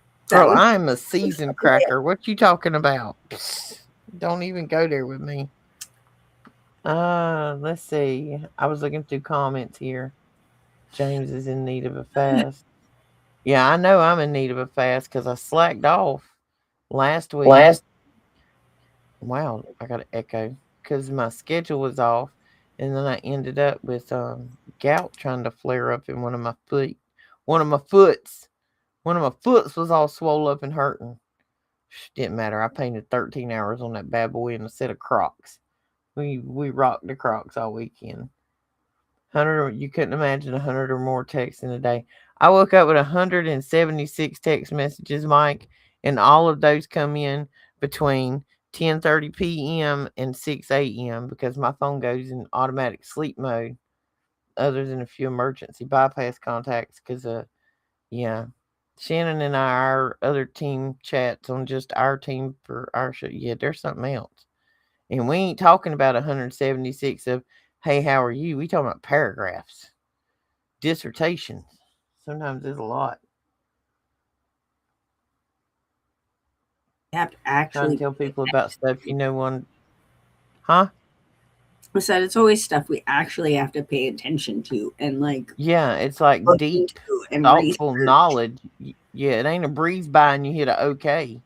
Like then it intrigues your brain and you go spend 3 hours looking that up and getting interested in it, and you still got 175 more texts to I go. see, and I don't. I know you guys are all doing this amount of research anyways, just on your own. Like I know that, but holy shenanigans! The difference now of actually coming on here, being brave enough to open our mouth in public, and the amount of research and time spent on research is just incredible. It is. It's And I love nonstop. it. I absolutely love it. But there are moments sometimes where I'm like, man, I literally puzzle and decode nonstop. Sometimes I just want a direct answer. Just just every now and then. That's why we were space Yes, kids, sir. Shannon, No. decoders. Uh this isn't exactly this is this. It's whoo, it's a lot. Takes a Yeah, lot and of then you have the mornings where you wake up and somebody you know and love who has been like asleep or semi asleep, you got that text message that morning that is like the world is on meltdown mode and we're all going to hell because the rapture's going to happen any moment. All of a sudden, they've started doing the things you suggested 6 months ago, like go read Enoch and go do this, and they do. Somebody else told them, so now they go do it, but they're coming back to you with the full on meltdown because they remember you told them it first. every time, right? Every time. Oh, someone else said this, so now I believe you. Okay. Well, great. I'm glad we got somewhere. Fantastic. Yeah, like I've had two people now that my okay, this is how I'm getting people interested in like the whole, they're not sure about God and supernatural and dragons and demons and monsters and go read Enoch. Go read Enoch, step back and relook at the context of the Bible. I can almost guarantee you almost everyone in our audience is very familiar with it, but you should just reread it because every now and then I'll do that. I just have to go back to the OG, just to, and I always end up finding something new that I missed. And I do not suggest the second and third Well, books of Enoch. I suggest only the first. That is the correct one. It is not speaking of Enoch, Cain's son. We're talking Enoch, Methuselah's son. mhm. Yes, Mike, direct answers would be nice. It would save a lot of time researching, Just but I once. think it depends on the situation. If it is a situation where you're supposed to go seek the knowledge, you must dig through the mud to find the treasure, madam. Oh my gosh. And I know we're like at a minute 40. Has anybody else seen the playground at the bottom of the ocean 200 miles off Hawaii that's 10,000 years old and looks more advanced than playgrounds we have right now? No. Girl! And there's a tunnel that goes all the way to Japan, like a sewer pipe. but they say it's big enough to go from where it's at to straight to Japan. This is a full-on playground, merry-go-rounds and stuff. Remember, again, we talked about this. Those dudes who said they walked from like India Yep. to Mexico. Yep. I'm wondering, is it an underground tunnel? this, Underwater tunnel. Right? Mm-hmm. It's a thought. Go look it up. And like I said, I've not verified, but I've seen multiple sources citing this. It could be AI that's being reshared, but I saw it the other day, and it's one of those things I kind of scribbled on a notepad and I've never got back to because I didn't see the significance in it because I didn't trust the pictures I was seeing. But this is supposed to be they were looking for a ship or something, or mapping the ocean in a submersible and run across this, and it's an actual playground. And there are structures there. You can tell it was a whole city. And if you actually look at Schmoogle Earth, you can see the outlines. You wish you could get the Book of Enoch. Miss Kay, do you want a digital version of it, baby? Because if you do, I got a link. And there's also the one guy who did like the most research on that book. He Charles something. He has an audio version that's really, really good, and that's on YouTube. And this is how I come about Enoch. It was Ingersoll Lockwood, believe it or not.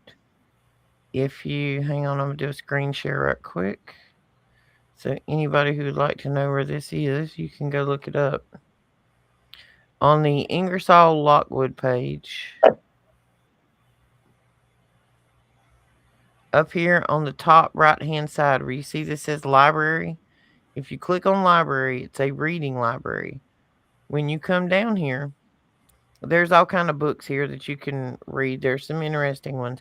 But right here, it says homework. Enoch, that is a PDF, if I'm not mistaken. Yep, a PDF of the Book of Enoch. It's right there. And there's some other interesting stuff over here. Thorium, green energy source of the future. And links to some non-toxic farming stuff. And never forget what Ingersoll highlight, because there's more stuff below it. I think that's just a decree of some things that we're doing. While we're here, I'll show you what new stuff on the homepage is. There's this Young Washington, which is a movie that's on the Angel Network. And there's this, which takes you to, I can't remember where this takes you. Takes you to X, the Ingersoll Lockwood page on X. And as usual, there are links below it. Everything is a link in there. Words, letters, punctuation, all kinds of stuff. It'll take you to a document or something of that nature. And last year in one of these links, I can't remember where it's at up here, on the homepage, there is a spreadsheet which takes you to all kind of crimes against children. It's a spreadsheet of cases that were filed, and a lot of them said sealed. And this was pre Epstein. It's pages and pages and pages, and we showed it on the show one time. It's multiple tabs of pages in a spreadsheet, and it was by state, by county, by whatever, and it showed you whether it was law enforcement involved or a judge or something.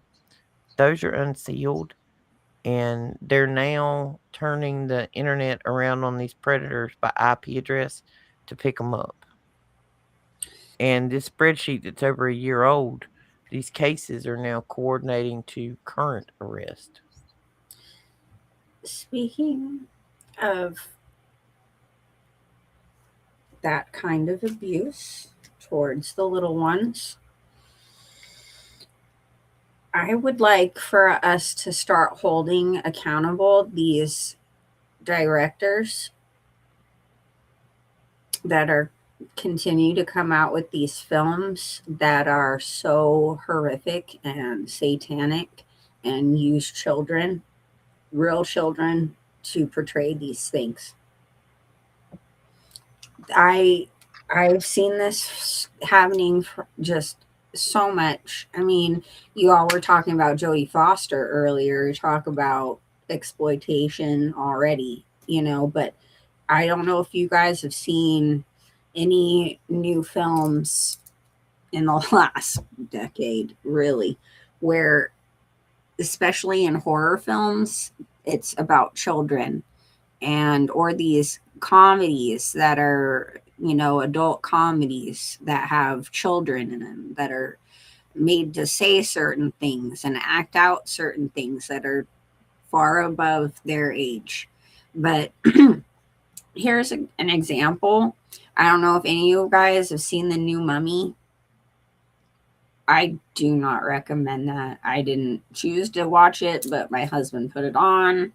And I mean, we're all used to the Brendan Fraser mummies. Okay. I mean, even I think there was a stupid Tom Cruise version, whatever. I didn't see that one. I refused. But there's like this type of layout that they use in these films that it has some comical aspects to it. Yes, there's some adult themes in it, but it's not so dark. This Mummy literally should have been The Exorcist. I mean, there was some stuff about a mummy in it, but it was literally possessed children. And it was so awful. And I just kept thinking to myself, these people need to be locked up for having children act this out. Back when Kubrick did The Shining, he was extremely careful about how he filmed that child in the scenes that he did. He made it extremely clear that child would not be messed up psychologically. He kept a lot of stuff from that kid when filming. And I still don't necessarily agree of using children in these stories. But in comparison to now, the things that they are having these children do for your entertainment is absolute. If a child ain't old enough to watch the movie, they shouldn't be in it. Because that means that there was things going on while it was being filmed that child shouldn't be present for, whether it was being filmed or acted out, whatever. It shouldn't be. Like, we've seen what's happened with Nickelodeon and Amanda Bynes, and This is it is straight up abuse in your face that people are paying to see. And it blows my mind. I mean, this just even the whole Hunger Games series. To me, I cannot understand the want to watch children kill each other for the greater good of the community. okay, now we've had this conversation before that people live what they learn what they live. I was talking about the European guy earlier that said being from Europe and coming here was like being born inside of a prison, and you don't even realize it's a prison until you get to leave one day and then somebody says you got to go back. So these Europeans that came from there to here feel like they were born and raised in these prison countries. Like, they didn't even have an idea what this was. But the same theory goes, if you're a child who's born into Hollywood and you're raised in it and you're programmed in it, and this is your normal and your natural, and children learn the moral compass that they are shown by the adults who take care of them, where those boundaries are. And when you've got adults whose boundaries are already skewed because they're first, second, or third generation in this horror show, it's only going to get worse. Just remember, folks, in Leave It to Beaver, they cut the toilet out of the edge of the intro credits because it was too risque for television on Leave It to Beaver. That's right. They had to have separate beds for a long time. They could not show a husband and wife even in the same bed. The very first film to even show a toilet movie was Alfred Hitchcock, Psycho. And there was a lot of controversy with that. I Like mean, you couldn't you couldn't even show a toilet on television back then, but if you get on TikTok now, it like people are sitting on the toilet having conversations with you. not even that, but you play a game on your phone, just a puzzle game, and an ad will come on where the character is literally A using turd. the restroom in front of you and said other character. It's wild. Okay. MK Ultra has everybody warped. But I mean, just like, okay, Insidious, right? Or just this movie, The Mummy. There are so many movies I can think of. The Lord of the Flies show that Oh, just that was came. gross anyway. It just the the amount of violence and depravity that they are having these children act out, and then yet other children see. You wonder Hmm. why children are stabbing each other over some kind of, tracking, Squishy. or they're shooting each other at the mall, like that just happened here over by my house. Two teenagers. Well, they're not taught any emotional control either. They're These are the the kids that are into Walmart laying down in the aisle raising hell, and mama gives in and buys them a toy instead of snatching them up and explaining what going to the bathroom is all about. There's this community, like, this was a couple years ago, mind you, where a bunch of the neighborhood kids were literally terrorizing everyone in the neighborhood, terrorizing them, beating them like, it was insane. And you get movies out like What's Wrong with the Children. There's literally a movie called that. Or what's that other one? The Children or something like that. It's literally the Children most of the disturbing Corn. thing. But in this other one, it was like, this one that came out not too long ago was so horrific. Like, in the end, these children are like cannibal. Oh gosh, it's beyond words. They are using children. Grand Theft Auto, yes, or even Roblox. There are literal Roblox characters doing full on threesomes in front of the children. Mm-hmm. Oh, and if anybody doesn't know about it, if you have children or grandchildren, nieces, nephews, anybody, even your neighbor, if they have children and there is a possibility of a minor using your Wi Fi, there is a way that you can help deter and to block specific things. Call your internet provider. Mine happens to be a local company, Ori Telephone, and the app may not be company, but maybe equipment specific.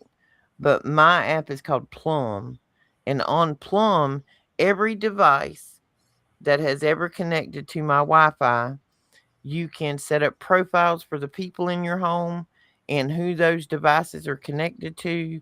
You can block specific programs like Roblox or Minecraft or anything adult. You can also set timers. Like these kids around here, I don't care what they're doing. At 9:30, the internet's cutting off, and it's not coming back on until a particular time the next day. You get an allotted time. You can use it between these hours. It's just the way it is. You're not getting up at 3 o'clock in the morning eating snacks, watching TV, and you're supposed to be sleeping. But these video games and this stuff that they're pushing at these kids on YouTube, it's horrible. Snowball has made a really great point here, because in the 50s there was families but adults didn't sleep together and the wife and kids acted up to the man. 60s were all widowers or widows, single parents, and 70s was all about divorce. But then you have this big thing throughout this whole time period, and now, especially now, where they make the father figure, the man of the house, or even either parent, absolutely dumb as rocks. Well, they took the man out of the man is what they've tried to do. Family Guy and Simpsons, you guys. Think about that. Or even Shameless. Shameless. Oh, Mm-hmm. that show. I hate that show because again, it's just propagating a horrible father and husband type figure, horrible man figure to idolize, even though you know, oh gosh, this guy's so messed up. Oh, this family. Oh. But the whole time you're still watching it and you're taking it in. It just, I can't. But in a lot of these Nick shows or Mouse Ear shows, the kids are always talking down to the adults. They're Well, see, if you'll remember, let's the see, this would have authoritative. been in the 2000s because my little brother is 10 years younger than I am. So he would have been 16. Okay. And I'm a air his laundry right up on here on the internet. As you saw my black hair, our family, um, we have black hair and we have black eyebrows. Everything is really dark and really thick. And my poor brother had a unibrow. And he was entering high school, getting his dating stage. So I took him to the beauty shop, gonna have it snatched off. That's why I remember this memory so well because he almost cried when they waxed his eyebrows. But that was just because he was beginning to look like a creature instead of a 16-year-old boy. But I heard, what is the singer's name? It was TikTok this morning, and it says men these days are getting Botox and facials, or they're getting waxed and Botoxed. They got creamy, lotiony hands, and they can't even grip a tackle box. I remember telling my brother in the 2000s that the word metrosexual had come up. You're gonna bring this up. And it was about men who get waxed and Botoxed and manicures and pedicures and like straight men who are taking care of themselves like women take care. Look, to each his own, but you can give me a blue collar grease monkey any day. Gay eye for the straight guy. Yep. Yep. We do appreciate a man who can have style. There's a time and a place, you know. But he Don't shouldn't get me spend more wrong. time at the beauty shop than I do. Dude, okay. So my ex before my husband, this kid had a Peter Pan syndrome. And he, we were all into the whole goth industrial, whatever. A lot of androgyny it's very big in the goth industrial scene. You see a lot of men in either a gas mask or a wedding dress. And they are still supposedly straight, but androgyny is a big thing. We would be getting ready for the club. Gotta go to the club. Women, we take a long time. This is normal. We're known for this. This is what we do. This boy took an hour longer than me, at least. And I would still have to help with like makeup and stuff, No. Just like No. and again, none of these guys could mow a lawn, do anything man-like. They just sat in their geek room playing, games all the time and going around dancing around in the club. So, yeah, the man for me, he can take a transmission out in the backyard, like, and no. Mm-mm. And I was raised different. I was raised in South by a shade tree mechanic, as they called him, but he was the best hot rod man around. And I don't know. See, like your dad was a mechanic, so was mine. But my mom was a hairdresser, so I had both. Oh no, Snowball! There is nothing wrong with a man having long hair. No, there is absolutely nothing man. Samson, thank you very much. Samson. The right long hair and some tattoos. Nothing wrong with that. See, I don't even trust people without tattoos anymore. It's about the whole attitude of they were trying to transition men into being more effeminate in a way to where they couldn't be relied on to do things that could rough up their hands or whatever. That it was less acceptable to be rough and rugged. And then of course you have this whole movement of the alpha male syndrome.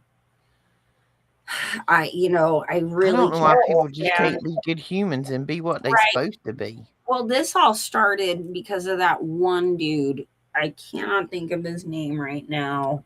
Um, he and his brother are a mess. He's in Romania. He was arrested in Romania. Anyone know this guy's name? Yeah, Anyways, yeah. Starts with a T. yeah, he has like this whole alpha male persona and like this whole Yeah. movement of like alpha male dudes came from it trying to be like their traditional but real, excuse my language, douchey about it, okay? But it was like then all of a sudden we get toxic masculinity is an issue because then we have this like alpha male persona going on to try and counteract the metrosexual male, and it's like a mess. Like no one can just be a dude anymore. It's just like, why do we have to ask the question, what is a woman? Because I swear someone says that to me, they're going to see my cane very close to their face. They may not smack it, but it's going to be close enough to where you know. I will show you what a woman is. She's right here. We're not even gonna get Okay. into that. And Look, I love everyone. You want to be who you want to be. That's all you and your own thing. Okay, I'm against you do agendas. you, boo I'm boo. against agendas, but do not throw more confusion into the world when us women, you want to talk about oppression, are on the top of that tier. Listen, women are the strongest, most resilient creatures on this earth. And we're gonna end this show because we at 2 hours, and I need to go outside and fire something up because we've been in here. It's time for fire up. This vape ain't cutting it. But anyway, puff puff pass, everybody. This whole why do we? This is another thing. Man, woman, red, blue, white, black, brown, dark brown, straight, gay, whatever. We don't have to use any of those labels. Mm. We are children of the Most High. Children of the Most. We are all one family. Doesn't matter what color you are, what sex you are, what what your preferences are in any of those departments. There was one dude that came here one time and he said some really cool stuff. And he done some really cool stuff for us. He hung up there on that cross and he suffered. And we're supposed to follow his behavior. We're supposed to live like him. And I think the big man upstairs that some of those Europeans got to come over here and see firsthand what good people can be to good people. Like there, I've seen one video. There are like hundreds of soccer fans that just kind of mobbed Walmart in Texas, and they were all singing and chanting and waving their team flag. And they walked in, and they're all singing. And you know what? All these hundreds of people that took over Walmart, they kept singing when they left. Nothing was broken. Nothing was stolen. Nobody got robbed. Nobody got raped. Nobody got mugged. Yeah. That's what good people do when good people do what good people do. We can all be that good. It's like my favorite band, at least back in the day when I was more into secular music, but Depeche Mode, guys. People are people, so why should it be? You and I should get along so awfully. That's right. Okay. I'm down with that snowball. Mess around and find out. I'm not going to say the other word because I don't want to offend nobody. But that's just where we at in life. Like the you're supposed to be meek. The meek shall inherit the earth. Meek does not mean weak, folks. It means that you have the forethought, the wisdom, and the knowledge to know when to pull that sword, to know when to flip that table. That's what meek means. It means you are strong enough and smart enough to stand up and kick anybody's ass that gets in your way. But you know when to pull the trigger. You don't just go around just pow, pow, powing up the world. You wait. It's a game of chess, not checkers. You should always be 4 moves ahead of your opponent. If you're not thinking about his next move and his 7 others, you're behind. Meek is the ultimate act of being in love, like in the vibration, the presence of God, in actual love. It is patience, it is kindness, it is fueled by love. And just like our Father has to smack us upside the head sometimes out of love, that's the kind of way we go about it. Right? That's how I look at it. Sometimes you need a spanking. Sometimes you need to be grounded. Sometimes. Kent just said I'm tactile. What do you mean by that, Kent, that I'm tactile? I can get tactile. I can get physically tactile upside a fool's head in a minute. I might be short, but I will kick somebody in their shin all day long.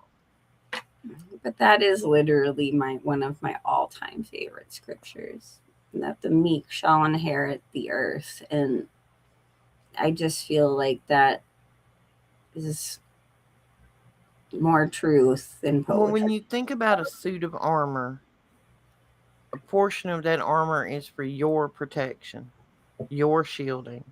And then you were given a sword. And that sword is heavy. Like if you snap that bad boy out and you go to swinging it all willy-nilly, you're going to be exhausted. That's why you have that sword. You have the armor to protect you until the time is right to pull that big old heavy sword and chop off a head. And you know what? Your sword is God's word. It is the word, which is Jesus. He will guide that. Hey, you can have my "What Would Jesus Do" pin on today. Yeah. That's what it says. Just what would Jesus do? Oh yeah, we're still running. Roxy and Shannon 2028. We skipped the show last Thursday, guys, because everybody had something going on. Life be life, but we hope everybody had a good evening. Are we on Thursday night, ma'am? I would like to do Thursday, but we may have to do it early or possibly Wednesday tomorrow evening, because I apparently have to go to Los Angeles. Yay, Shannon. 2 times in 1 month. Let me say this in my most sarcastic tone. I can see the excitement in your soul from here. And everybody, Shannon and I are about to commit to working on our telepathy powers. We're trying to figure out a controlled situation that we can start working on those if life would stop laughing us so hard. I mean, it did work that one time for sure, which just kind of made me smile because it really was you saying that to me. Not just me going, she probably would say that. So I guess that was probably. Oh, I pulled out the shirt and showed you that, like, there was a situation where I had mentally told Shannon to hang on a minute, heifer. I'm busy. And, like, because the phone was ringing and it was Shannon. I'm like, hang on a minute, heifer. I'm busy. And then Shannon heard it. I don't know. I wasn't the phone. I wasn't even, nothing went off. At least that wasn't me. It was literally just me going, if you can hear me, Roxy, just message. Maybe that's what it was. Yeah. Send me a text, just something. Call me. Just acknowledge that you can hear me. Roxy, I need you. I need you right now. I was like literally over and over and over. If you can hear me right now, just text something. It doesn't have to be much, a letter, something. And then I hear, have her hold on a second. I'm busy. So then when she tells me about it later, and I remember like thinking it or saying it, whatever was going on, I pulled the t-shirt out of the drawer because I have a heifer t-shirt. It's working, folks. Yeah. It's working. We're gonna work on it. We're gonna get better at this, so it's not just, off the cuff, smart ass rhetorical comments that I give to Shannon on a regular. Hey, it was a good test because that is very much so a very finite thing to say. So at least when I said I heard this in my head, you were like, "Oh my god, you heard heifer? You sure? You heard heifer?" I was like, "Yes, exactly like I said it." So I whipped out the t-shirt and I'm like, "Yep."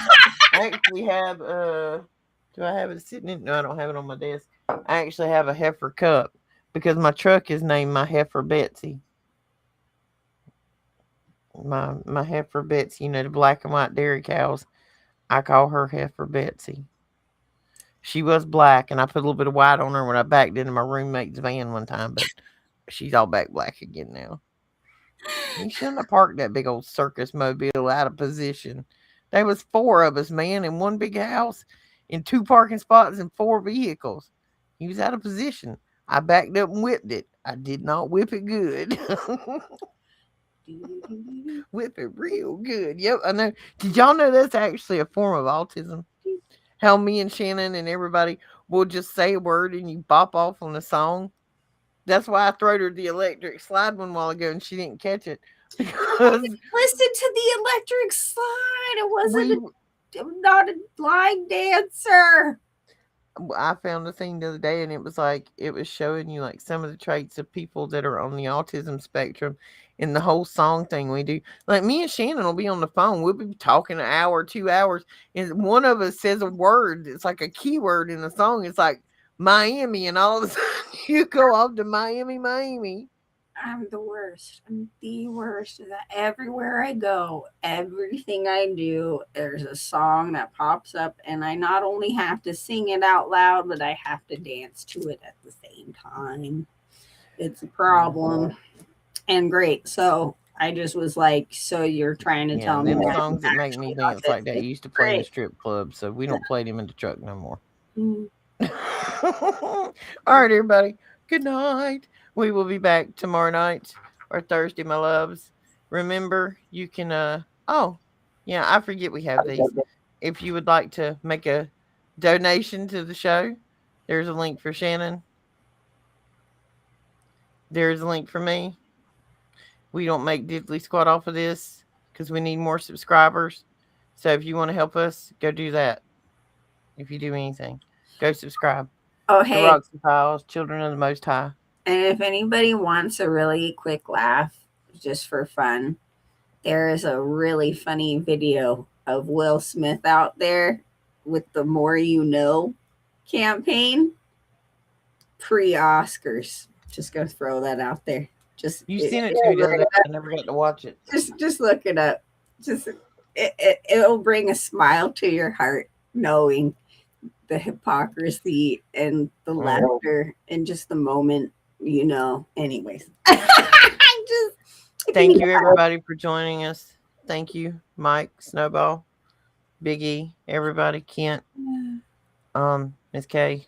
I can't name y'all. Diane, everybody. Thank you for coming tonight. We will be back either tomorrow night or Thursday night. We'll try to post something on the community board as to like when we think it's gonna work. But like I said, life be life, and we're trying to do this for free around our life and work schedules. But we do enjoy you and we love you guys. And we